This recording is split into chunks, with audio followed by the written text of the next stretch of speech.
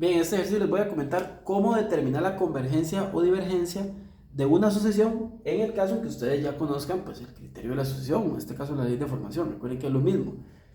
Lo que hay que hacer básicamente cuando usted le pidan esta cuestión de la determinación de que si converge o diverge la sucesión es simple y llanamente calcular el límite cuando la n tiende al infinito de ese término general. Es decir, ustedes van a sacar aquí el límite cuando la n tiende al infinito de lo que venga en el criterio de la sucesión. Y aquí pues lo que hay que aplicar es diferentes técnicas de cálculo de límites que ya se hayan aprendido previamente, por ejemplo en un curso de cálculo 1.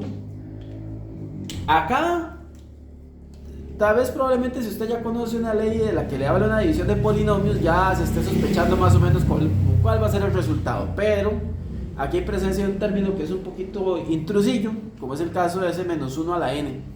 Ya por estar presente ese menos 1 a la n, no se le puede aplicar directamente esa regla de cuando es una división de polinomios, o eso de sacarle una n. Bueno, sí se puede sacarlo de la n, pero al menos una regla, un teorema que hay cuando es división de dos polinomios, aquí ya por presencia de ese menos 1 a la n no se puede hacer.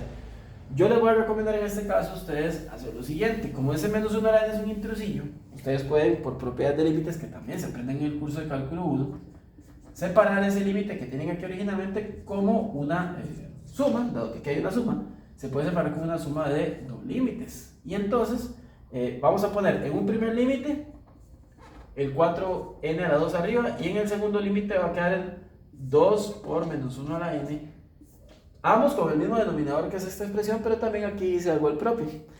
Si ustedes quieren aplicar en algún momento la ley o la propiedad o ese teorema que les dice cómo sacar el límite cuando hay una división de polinomios, pues en este caso lo más conveniente es desarrollar esto. Entonces esto les va a quedar 2n a la 2 más 4n más n más 2, lo cual simple y llanamente se simplifica como 2n a la 2, el 4n más la n son 5n y el 2 como tal.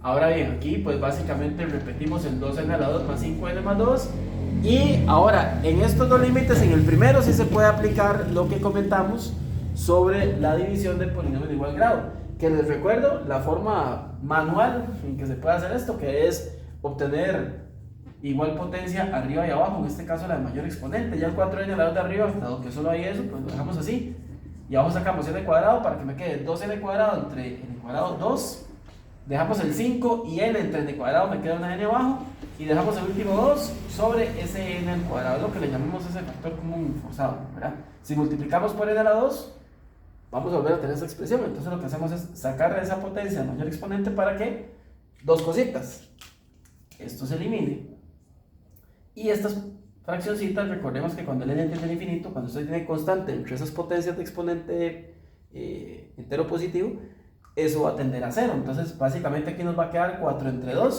que es 2, que es lo mismo que hubiéramos hecho entonces con la regla de división del polinomio, ¿verdad? Que cuando son del mismo grado, y básicamente lo que hacemos es dividir los coeficientes principales, o sea, los numeritos que acompañan a la potencia mayor exponente. 4 entre 2 es 2. También se puede con esa técnica visual, pero ahí está hecho ya completito. Ahora, ¿qué va a pasar con la otra parte?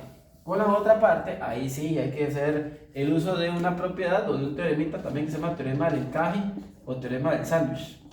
Voy a sacar el 2, que es una constante, y el asunto con ese menos 1 a la n va a ser el siguiente. El menos 1 a la n solo tiene dos posibles valores cuando este exponente es un número entero, particularmente un número natural o un entero positivo. O vale 1 o vale menos 1. Todo depende de si el exponente es un número par para que dé 1 o bien impar para que dé menos 1. Entonces en este caso lo que se hace con esto es usar una desigualdad, que es decir que menos 1 a la n está entre menos 1 y 1. Así es como se lee esta doble desigualdad, porque es un valor o el otro, ¿verdad? Ahora, el teorema que les hago referencia, que se llama teorema del encaje o teorema del sándwich, dice que básicamente usted acá puede dividir por toda esta expresión, que como pueden ver las n son positivas, toda esta expresión va a generar un positivo. Entonces a la hora que yo divida por esa expresión, no se me va a alterar el orden de las desigualdades. Entonces cuando yo divido todo por parejos, básicamente para formar esta expresión que tengo por acá, y va a suceder lo siguiente. Resulta que cada uno de los límites de los extremos, cada uno de esos límites de los extremos, ¿ok? Si se ve, vale 0. porque aquí tenemos una constante entre algo que cuando la n tiende a infinito esto va para infinito, y constante entre infinito sabemos que es 0. Aquí exactamente la misma historia, constante entre infinito va a quedar 0, porque esto es una expresión, el n cuadrado se hace muy grande cuando el n es muy grande, se duplica, se hace más grande, se le suma 5 por un número muy grande, se hace todavía más grande, si le sumamos 2 ni qué decir. Entonces, número entre infinito va a 0, número entre infinito va a 0. Ese teorema que se llama teorema del encaje dice que cuando usted tiene una función que está entre otras dos, ¿verdad?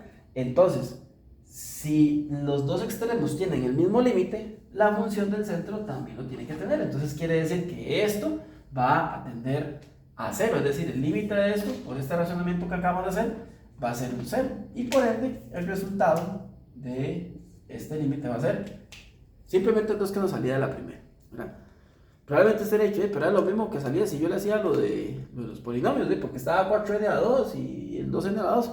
Hay que tener en cuenta que ya ese menos 1 a la n descuadraba un poquito esa forma que sí tenía el de aquí. Entonces era necesario tener que hacer esta separación y era necesario tener que usar este teorema. Si usted no lo conocía, pues ya por lo menos tiene una referencia, que es básicamente, lo reitero, usted tiene que tener una función que esté entre otras dos, y si las dos funciones de los extremos, tanto la menor como la mayor, tienen el mismo límite cuando la variable tiende hacia un número específico, o como en este caso los infinitos, entonces esa función del centro, que es a la que usted le quiere sacar el límite, tiene el mismo límite de los extremos. Entonces, como eran 0, 0 también para la del medio. Entonces, con esto, ahí espero que este ejercicio bien bonito, bien sencillito de cómo determinar convergencia o divergencia de la solución, les haya quedado claro. Que por cierto, no lo he dicho, el límite dio número. Cuando el límite da un número significa justamente que la solución converge. Pequeño gran detalle que casi no se nos olvide, pero ahí lo tenemos, muchachos. Espero que con esto les ayude a entender este tema de la convergencia y divergencia de soluciones, y nos vemos luego con otros videos.